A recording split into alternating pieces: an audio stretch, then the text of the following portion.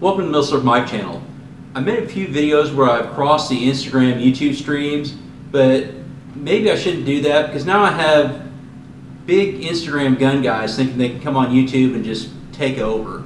And I mean, it kind of pisses me off really, but case in point. Actually, here's this is Mosin-Nagant guy. If you are on Instagram, anywhere on Milsurf Instagram, I'm sure you've seen him. Even though he's Mosin-Nagant guy, he's basically the go-to when it comes to finished Mosins. So, yeah, he's pretty much the expert on that. And so I figured, before he moves out of my area, we'd go ahead and do a collaboration. So this is just, a small part of his collection behind us. But I figured just to get him started on his YouTube channel, I brought over a couple of my Mosins that have thin markings on it and just say, hey, tell me where they've been.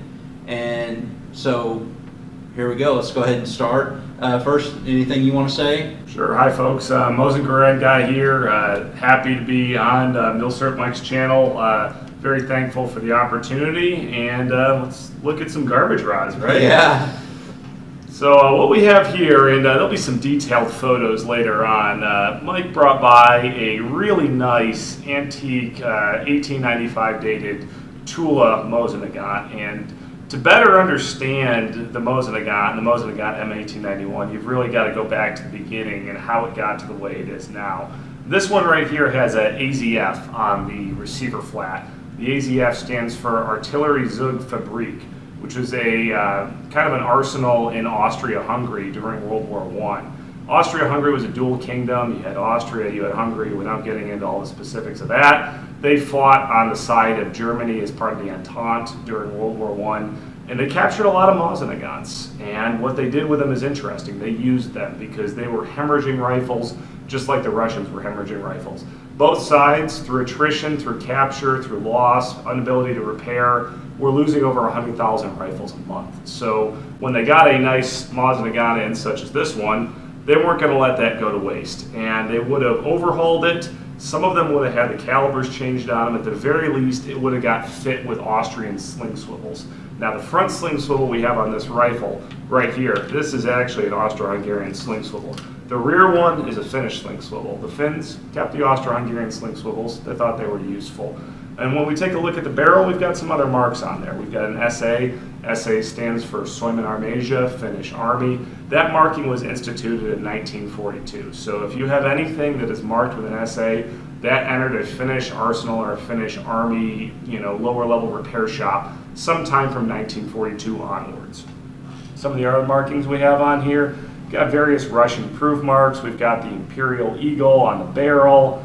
And yeah, it's a really neat piece of history right here. To have one that's this old, it's a rarity. Most people, when they think about a Mosin-Nagant, they're thinking, oh, I've got this refurbed shellac thing. They kind of call it a garbage rod. I really dislike that term. Mike knows that, but it is what it is. People are going to call it that. But this is an M1891. This is the granddaddy of the 9130 that you find in the gun crates at the gun shows. And really, there's four ways this thing could have come in country. This one came in through Finland. It could have come in through the Spanish Civil War. There was a ton brought in through Inner Arms in the late 1950s.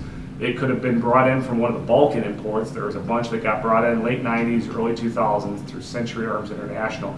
And lastly, you have a pretty rare category of what I would call a bring back. And either World War I, World War II, U.S. service member somehow, some way ends up with one of these. They bring that back into country. Those are really the only ways an M91 is getting in here, besides one of the ones that Remington or New England Westinghouse made that never left. One of the other things we got going on here is the rear sight has been remarked, and we'll have some detailed pictures of that later. On the left side of the rear sight, we have an archaic form of Russian measurement called arshins. The Finns always cross this out. And then on the right side of the rear sight base, we've got markings in metric. The Finns used the metric system. The Russians, prior to the Bolsheviks, did not. They used arshins. Yeah, it's weird. It's like cubits or Austrian Schritt or something like that. It's just not used anymore. And one of the other things the Finns did is they renumbered the rear sight base, and it went all the way down to 2. So they added a 200-meter setting, because a lot of World War I era rifles, your base level 0 is 3, 4, 5, 600 yards. That's something absurd. And when you're shooting at a target at close range, you're going to be shooting high because it's just a ridiculous zero they put on that. The Finns acknowledge that. That's why you've got a 200-meter zero on there. And then lastly, the Finns would have renumbered the bolt. And the Finns really didn't do anything to the rifle besides putting in a new stock, renumbering the rear sight, probably marking it with the D stamp for the D166 cartridge, putting the SA on there after 1942, and renumbering the bolt. And on each individual type of finished produced rifle, it might differ on what gets marked. Maybe the floor plate gets marked on an M39, maybe the butt plate gets marked on a M2830, but on something like this, on an M1891 that comes into finished service, no, they're just going to number the bolt, and that's what we're going to refer to as fin matched. Fin matched means that barrel matches that bolt, nothing else matters. It's not like a refurbished Mosin-Nagant you pull out of a crate where, well, my bolt matches my barrel, matches my floor plate, matches my butt plate. Doesn't work like that with the fins. Bolt's the only thing that needs to match at that point. So, what else can I tell you, Mike? Well, since this is an Austrian, maybe touch upon the squeeze, the whole squeeze bore, squeeze barrel aspect of that. Oh yeah, that's a great thing to bring up. So one of the things the Austro-Hungarians did, and it's more common on rifles that are marked with an OEWG for Steyr. Steyr was around at that point in time, and by 1915 they had rechambered, number eludes me, I think it's 114,000 at the last recorded number in 1915, and after that, who knows, there's no records that survived. Anyways, they rechamber over 100,000 Mosin-Nagants to fire the Austrian 8x50R round. It's a similar looking round to a 7.62 by 54R round, but it's a little bit bigger. It's 8mm. It's not a boat tail Spitzer round like the updated M1908 version of the 7.62 by 54R round. It's a round-nosed bullet. It won't get upgraded until in between the wars to the 8x56 round that everyone's familiar with. Anyways, what they do is they remount the chamber. They make it be able to chamber the 8x50R round, and they're supposed to rebarrel it or remount the barrel to make it fit in the barrel. However, it takes a lot of work to do that. So, you know what? Let's go ahead and test fire it with an 8x50R round. Oh, it works. We've made a squeeze bore, and that's what they do. And it's a testament to the strength of the Mosin-Nagant action that they're able to chamber 8x50R and just use it in their guns for the rest of World War I. And these aren't really used by frontline troops. You have three levels of Austro-Hungarian troops, just like the Germans. You've got your frontline troops, you've got the KUK, and then after that you've got the Landwehr, and after that you have the Landsturm. And the Landsturm actually were thrilled to get a rifle like this because before that they were using M1867 Warndl single-shot black powder rifles. I will take a questionable repeating rifle that fires a modern round over a single shot black powder rifle that's going to announce my position to everybody. That's just kind of how that thing goes. So if you ever find a Mosin-Nagant that's marked OEWG on the top of the receiver flat, at one point in time that was chambered for the 8x50R round. However, it likely went through Finland, and when Finland got it, they would have filled that back in and they would have made sure that it fired and chambered 7.62 by 54R just fine before they used it. So the fact that this made it through Finland, well, it's not OEWG, but like let's say there was, the fact that it made through Finland means that you don't really have to worry about it being a squeeze bore then. Yes, that's correct. If it went through Finland, the Finns would have made sure that it chambered and fired 7.62 by 54R just fine, and that's nothing that you need to worry about at that point. Now, if you have a bring back, if you have something that was brought back from World War I somehow that you can prove, and it's chambered, if it's got the OEWG, I might be a little bit questionable at that point, but those rifles are few and far between and quite expensive, might I add. I have a friend that owned one once, and stupid amount. Well, that was very informative. I learned a lot on that. Well, you want to look at this other rifle here? Yeah, let's take a look at the other one. All right. All right, what do we got here? All right, so this other rifle we have right here is a Sestroyetsk, and Sestroyetsk was one of the three Russian arsenals. It was actually the smallest of the three. So you had three major Russian arsenals. You had Tula, which wasn't that far from Moscow. You had Sestroyetsk, which was near St. Petersburg, and then you had Izhevsk, or Izhevsk. There's different ways of pronouncing it, and I'm probably butchering it because my Russian is horrible. Anywho, that one was out in the Ural Mountains, way out in the middle of nowhere. And Sestroyetsk has a very, very interesting barrel marking. It's ornate, it's got some beautiful, beautiful Cyrillic writing on it. and it's got a really cool logo with the arrow. So their logo was an arrow, the Sestroyetsk logo was an arrow with a bow, and Tula, of course, originally just had a hammer, and then later on it gets changed to a star, but I digress. And this one right here, we've got an original Sestroyetsk from 1898. The Imperial Eagle is intact on both the barrel and on the receiver, which shows that this is the original barrel to the original receiver. It's got a D marking for the finished D166 round, and then it's got 2 SA markings. So there was a really enthusiastic Finnish armorer that was maybe hitting the sauce a little bit early that day, who decided it needed not 1 but 2 Finnish SA markings. Slightly unusual, not unheard of. Now I have seen them stamped with more than that. I don't know why they would do that, just getting excessive at that point. Anyways, I would say that of the Imperial Russian arsenals, of the 3 major Russian ones, Sestroyetsk is by far the most desirable. This is a great rifle, Mike. This is a really cool one that shouldn't leave your collection anytime soon. You've got a couple other interesting things going on here. You've got an R on the receiver flat that's right above the Imperial Eagle. And some people might think, oh, that R is Remington. It's not Remington. There's a lot of marks that the meaning isn't known. In this case, I would say it was most likely added either by Germany or Austria-Hungary during World War I. It's a hard way to know, but it's different than the Remington font. Then you've also got a crossed out serial number on the bolt flat right here.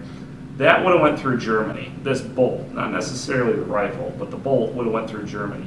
Germany renumbered rifles on the bolt flat to match right there. For whatever reason, they didn't like marking them down here like the Russians did. So if the Germans captured a Mosin-Nagant, just like the Austro-Hungarians, they would have overhauled it, they would have refit it, they would have renumbered it to match, and then they would have sent it back out to service. And what you can see is when the Finns got this, they crossed those numbers out, they added their own numbers down here. And when the Finns got a lot of these, they got them through a company called Trans-Baltic Oy. In the 1920s and 1930s, they scoured all of Europe looking for Mosin-Nagants that people didn't want anymore. Because Finland, after the Finnish War of Independence, the Finnish Civil War, they're incredibly poor. They have realized that as much as they want a Mauser, and they really do want a Mauser, they just can't afford it. So they buy a couple thousand Mausers from the Germans, well actually through France, through captured German stocks. And then they realize, no, we can't afford this. We already have hundreds of thousands of Mosin-Nagants in inventory. They need to be reworked. How can we get more of these? How can we get more spare parts? Well, after World War I, there's a bonanza on small arms. No one's making new small arms because there's just a glut of captured arms and ammunition across Europe. So they buy Mosin-Nagants from France, they buy them from Poland, they buy them from the newly independent Czechoslovakia, they buy them from Serbia, they buy them from Austria, they buy them from Italy. Everyone's got these things sitting around in their inventories after World War I, and not a lot of countries want them. So they wind up with all these, and there's a bunch of spare parts, and some of them that are in good enough shape, like this Sestroyetsk right here, they say, you know what, we can use this as is. You know, we'll just put a new stock on it. As you see, this has a very nice 2-piece finished splice stock. Oh, we might need to put a new bolt in there, so we'll renumber a bolt to match. Doesn't matter where the bolt came in, but the barrel action's good. The bore's in good enough shape. We can use this. A lot of other ones, the ones that were rechambered in 8x50R or other ones that were just worn out, they're going to take that barrel off, and every finished Mosin-Nagant you see has a reused receiver on it. There's not a single Mosin-Nagant receiver ever made by Finland. Everything they make from an M91-24, M27, M28, M28-30, M39, M2876, even the TKIV-85, which is still in service with the Finnish Army today, uses a recycled receiver. So the TKIV-85s the Finnish Army is using today could have a receiver from 1891 on them, which would make them the oldest military rifles in service anywhere in the world. But yeah, this is a really neat one, and of the two of them, honestly, I'm a little partial to Sestroyetsk. I think their markings are really neat, and they actually ceased to exist after the end of the Russian Civil War. Their workers go to fight for the Bolsheviks. The last Sestroyetsk rifles are made 1918, it's debatable. There's a few from 1919, and they're gone. And there's a myth in the collector community that, oh, they become Kovrov. No, they're not Kovrov. Their marking doesn't become Kovrov. Their marking's similar, something completely different. Whereas Tula survives, Azevsk survives, Sestroyetsk doesn't. They don't make it out of World War I. Because Shevsk, I think that's what Mikhail Kalishnikov, that's eventually became kind of his factory. Yeah. When it's AKs. But, all right. Well, that's real interesting. I didn't even consider that this might have went through Germany before coming here, because I was kind of the idiot who thought that the R meant Remington, but I was questioning whether have this somehow make it out of Russia, make it over here, make it back over to Finland somewhere. But yeah, I didn't even consider that this had made it through Germany at some point. So it's very informative. I learned a lot about these two rifles just here. As I said, he is starting a new YouTube channel. Be sure to check it out.